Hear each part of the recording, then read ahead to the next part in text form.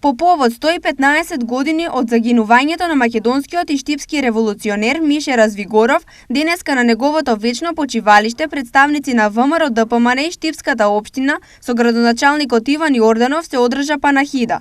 На гробот на Развигоров беа положени букети цвеќиња, а Дејан Здравков зборуваше за животниот и револуционерен пат на Развигоров.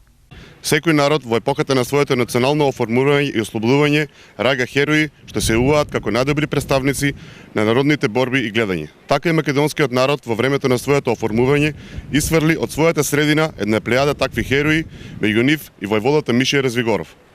Денес, 2 април, се навршуваат 115 години од смртта на македонски револуционер, војвода, деец на ВМРО и учител Мише Развигоров, познат уште како Овчеполски цар. Ликот и делото на Мише Развигоров има огромно значење за историјата на нашиот град и македонската историја. Затоа денес му оддаваме должна почит на овој наш великан. Благодарни што ти имавме. Вечна ти слава, војвода.